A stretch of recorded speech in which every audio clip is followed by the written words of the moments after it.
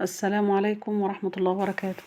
إن شاء الله هعمل لكم النهاردة بانيه بطريقة سهلة وبسيطة ومنجزة ومش هتاخد معاك أي وقت بإذن الله.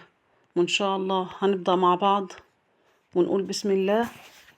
والمكونات معانا هتكون طماطماية متقطعة، بصلتين كبار متقطعين، قرن فلفل حامي، فصين توم، 3 بيضات، نص معلقة بهارات، ونص معلقة فلفل اسود، ونص معلقة بابريكا، كوباية زبادي، وكوباية دقيق، وعصير ليمونة.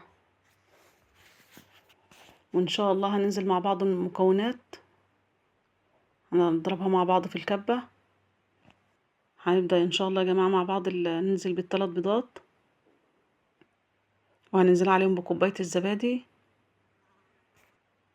وهنضرب كويس مع بعض.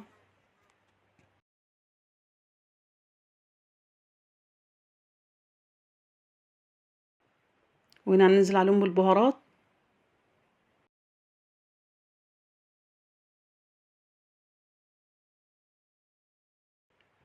وهنزل بعصير ليمونة. وهنا ان شاء الله هننزل بالمكونات اللي احنا ضربناها مع بعض في الكبة، هنقلب المكونات كويس مع بعض يا جماعة. وهو ده الانجاز يا جماعة اللي بقول لكم عليه، ان انا هنا هعمل المكونات كلها مع بعضيها، هخلط المكونات كلها مع بعضيها. هنا انا ضفت كيس كاتشب بيدي لون وبيخلي الطعم بيبقى جميل برضو. وهنا انا قلبت المكونات كويس مع بعض، وهنزل عليها بالدقيق. فيا جماعة انا هنا بنجز معاكي في ايه، ان حضرتك بتعملي المكونات كلها مع بعضيها زي ما حضراتكم شايفين، مش بترجعي تشيلي البانيه تحطيه في دقيق ومن دقيق لبيض. انا هنا بوفر عليك الوقت ده. وهنا هنزل عليه بالهاند بلندر، هنعمل الخليط ده كويس جدا يا جماعة.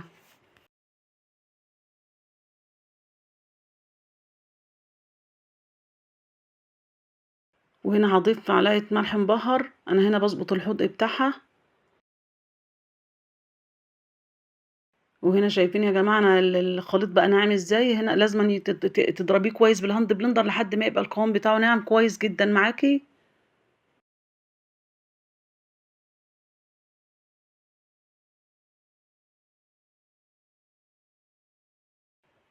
زي ما حضراتكم شايفين القطع كلها زي بعضها، قد بعضها. وهنا ان شاء الله هنبدأ نتبل. بصوا يا جماعة الخليط بيمسك يعني بسم الله ما شاء الله في حتة البانيه، زي بصوا شايفين بيمسك في قطعة البانيه ازاي. فهو ده بقى اللي هيوفر عليك وقت، وهيدي البانيه طعم جميل جدا. وهنا خلاص بعد ما خلصت تتبيلة، انا هنا هلفه بورق استريتش، زي ما هنغطيه كويس بورق استريتش، وهنسيبه في التلاجة حوالي 3 4 ساعات. زي ما حضرتك كل ما ياخد وقت في التلاجة كل ما هيبقى الطعم افضل بكتير. ولو عملتيه من قبلها بليلة يعني بيوم بتبقى جميلة جدا. زي ما حضراتكم شايفين كده هنسيبها ان شاء الله في التلاجة. وهنا انا جبت البقسماط، انا حبيت اوريكم كل الخطوات اللي انا ماشيه بيها. انا بجيب البقسماط زي ما هو سليم من الفرن، وانا اللي بطحنه في الكبة عندي زي ما حضراتكم شايفين كده. بيبقى نضيف طبعا وافضل، وببقى كده انا ببقى شايفه الحاجه بعناية، انا اللي عاملاها بايدي. بيبقى جميل جدا وافضل من اللي بتشتريه من بره جاهز. اللهم صل وسلم وبارك على سيدنا محمد. هنا هنبدأ مع بعض. انا طلعت البانيه من التلاجة، وهنا ان شاء الله هنبدأ مع بعض. وانا هنا يا جماعة البقسماط انا ضفت عليه دقيق ابيض، يعني بضيف عليه كمية مش كبيرة، بس الدقيق الابيض مع البقسماط بيدوا لون جميل جدا للبانيه، وفي نفس الوقت بيخليه مقرمش وبيبقى جميل جدا. اللون جميل، والقرمشة نفسها كمان بيديله قرمشة اكتر. ولازم زي ما حضراتكم شايفين كده لازم تضغطي كويس على قطعة البانيه عشان تبقى الحاجة تمسك فيها، البقسماط يمسك فيها. وهنا يا جماعة انا سخنت الزيت، ونزلت زي ما حضراتكم شايفين كده بقطع البانيه. انا ما مش بسخن الزيت جامد، انا يا دوب بيسخن يعني بسيط، وببدأ انزل بقطع البانيه. وزي ما حضراتكم شايفين كده الالوان بتاعته جميلة جدا. والنار ما تكونش عالية يا جماعة، لازم تكون النار متوسطة. بسم الله ما شاء الله على الالوان بتاعته. شايفين الالوان جميل جدا. وهنا احنا بنجهز الصلصة للمكرونة، هنا تعتبر جاهزة معايا. حبيت اوريها لكم برضو عشان ان شاء الله هقدم في جنب البانيه مكرونة. وهنا ان شاء الله هنطلع من الزيت.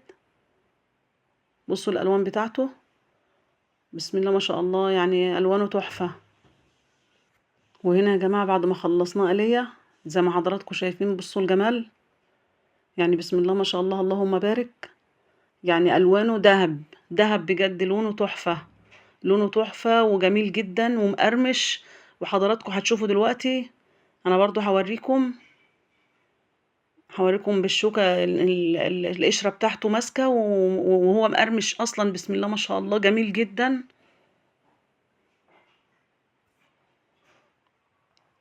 زي ما حضراتكم شايفين القشرة ماسكة جامدة، بسم الله ما شاء الله، ولا بتطلع ولا اي حاجة ولا بتقب ولا الكلام ده كله، لان الخلطة اللي انا وريتها لكم دي جميلة جدا. وهنا ان شاء الله زي ما حضراتكم شايفين ان شاء الله هنعمل مع بعض سندوتشات بانيه، برجر بانيه. انا حبيت يعني انا اقدم لكم ده وده، هنقدم جنبها مكرونة وهنعمل برضو سندوتشات مع بعض زي ما حضراتكم شايفين. وهنا يا جماعة هنضيف مع بعض صوص الكاتشب والمستردة، وان شاء الله هنضيف عليهم الكول سلو. والكول سلو طبعا يا جماعة كان محتاج زبادي اكتر من كده، بس للاسف انا ما لقيتش عندي غير علبة واحدة. فهو طبعا بيخلي سندوتشات البرجر بتبقى جميلة جدا زي ما حضراتكم شايفين. وهنحط خس. وبصوا يا جماعة بسم الله ما شاء الله على الجمال وعلى الشكل زي ما حضراتكم شايفين كده. ما عندكيش كايزر، ما عندكيش فينو، هتقدميها جنب مكرونة هتبقى جميل، هيبقى جميل جدا جنب المكرونة حسب ما انت بتحبيه واولادك بيحبوه، وحاجة انت عاملاها بايديكي، بسم الله ما شاء الله اللهم بارك بجد يعني. انا قلت اوريكم ده وده واللي حضرتك تحبيه.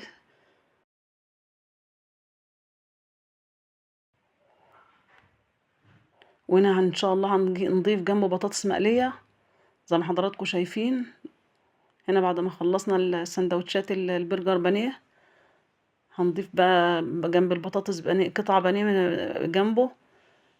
بصوا المنظر يا جماعة، يعني بصوا بسم الله ما شاء الله اللهم بارك، يعني بألف هنا وشفا يا رب، بألف هنا وشفا. بصوا الجمال، بصوا الجمال بجد تحفة تحفة.